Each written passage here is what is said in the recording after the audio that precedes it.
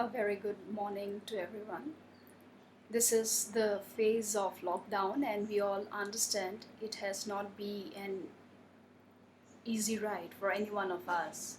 Nevertheless, the practice of learning and teaching can never be barred because for an external event. Unfortunately, COVID 19 has taken us all in its grip. But however, I strongly feel as a student of philosophy that our urge of learning and knowing should continue no matter wherever, however, our situation is. On the request of a lot of students, I am uploading this video on the genesis or a brief on philosophy um, and would like to show a connection of Indian and Western philosophy. To start on with, let me quickly adhere to this point that this is by no means a Delhi University course or a syllabus which I otherwise teach at my college, at Hindu College, Delhi University, but this is just a regular one-to-one talk which I would on any fine day have with any of my students. The topic that I have selected for today is on environment because nature, which we had always taken for granted, seems to be on a reboot format now and have caged us all, we the human beings, inside our cages. At the most, we can go up to our balcony and get a glimpse of nature per se. Now, in Indian philosophy, the concept of Mahabhuta, or the five strong natural elements, which are earth, water, fire, and ether, or popularly called as Prithvi, Jal, Agni, Vayu, and Akasha, forms the mandala or the main core essence of our understanding. Similarly, in the Western philosophy, we are given a plethora of ideas such as from the Greek onwards with Thales. Now, Thales is the father of philosophy, and for him, water is the be all and end all. In their terminology, the main ultimate substance out of which everything is created or made is called as arche. So water was the arche for Thales. Now, why is it the case that he chose water? Reasons can vary. As we all know, life itself starts from water. So much so that an embryo, before that a fetus, when it is clubbed or when it is properly preserved in the womb of a mother, it is covered by a sack of water. So water breathes life. Secondly, when we come to our food, clothing, washing, or any other such activities, we see that it is water which is of prime importance. We can do anything but not without water. So water is the cynosure, water is the main ingredient without which our life is incomplete.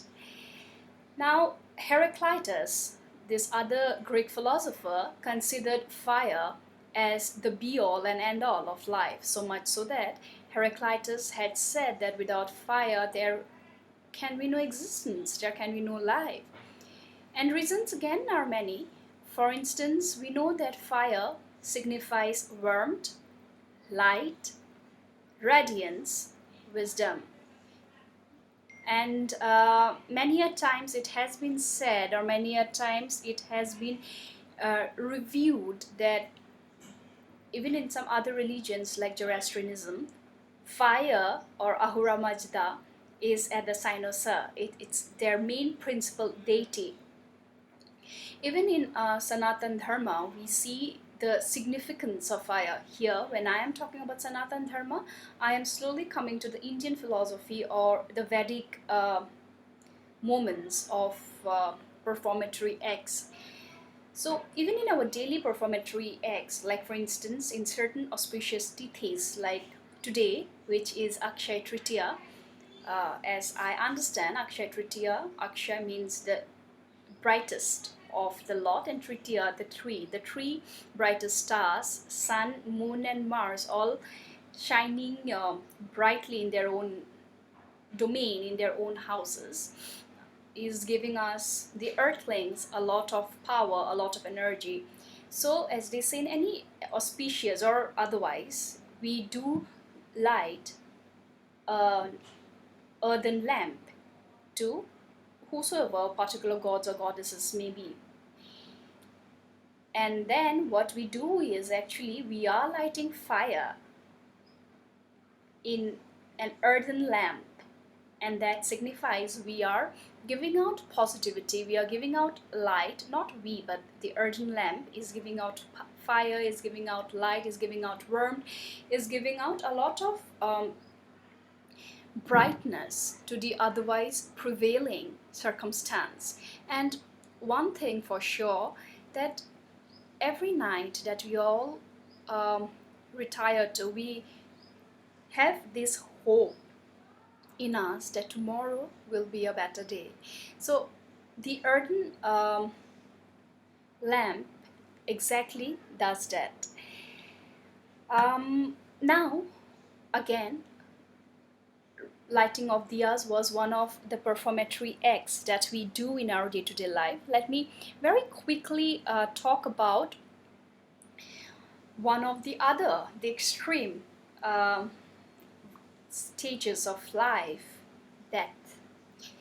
Now again, in that, we do observe that the corpse is taken and placed in a log of woods. Now wood is nothing but trees, nature again, and fire is lit, and the corpse gets ashed down and gets assimilated to earth.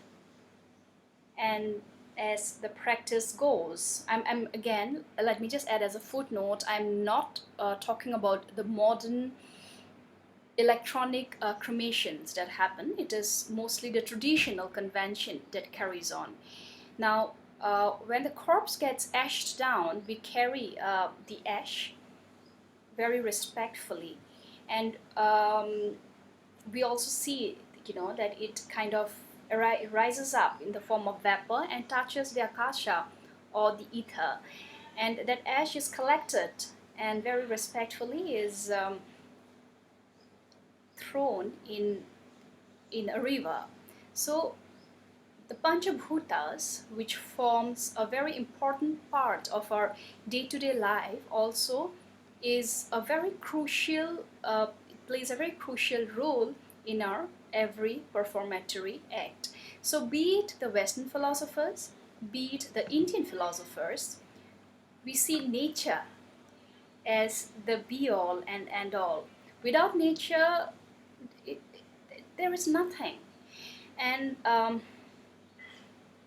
right now, with all of us wearing our mask and going outside, I think nature is having her last laugh, that now when I am all clean, free of toxicity, free of pollution, free of anything and everything which was hazardous, human beings are masked up. So that's the irony.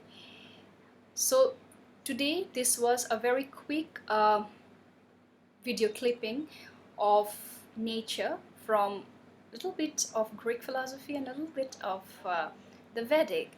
And if there are any questions, please do not hesitate to ask me. I would love to take all of them. Thank you very much.